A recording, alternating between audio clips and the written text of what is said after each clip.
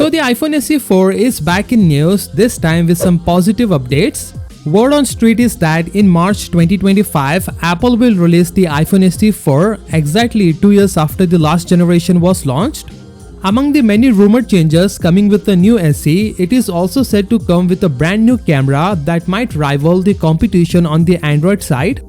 Now, according to the rumor, the iPhone SE4 will get a powerful 48 megapixel camera matching the main cameras of the iPhone 15 and 16.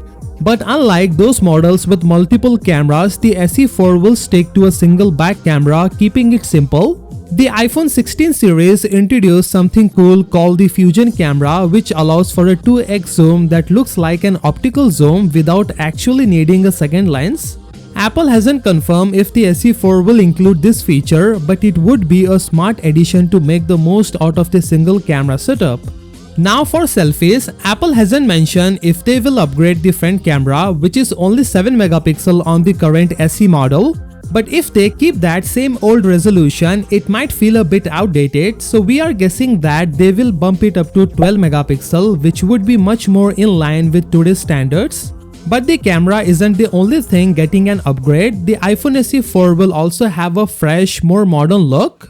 It is going to look similar to the iPhone 14, which was released in 2022. But don't worry, it's not just a copy-paste design. Apple is adding some impressive upgrades.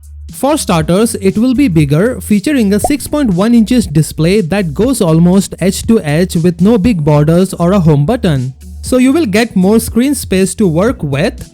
And here is the big news, the iPhone SE4 will have an OLED display for the very first time on a budget iPhone. This means sharper colors, true blacks, and overall better viewing experience. The SE4 will also have a notch at the top, but this time it will be smaller and it will come with a Face ID for unlocking the phone using facial recognition just like the other newer iPhones. Unfortunately, Touch ID won't be coming back as it seems Apple is moving towards Face ID for all their new models. And finally, Apple is making one more change that many people have been waiting for. They are switching the charging port to USB-C.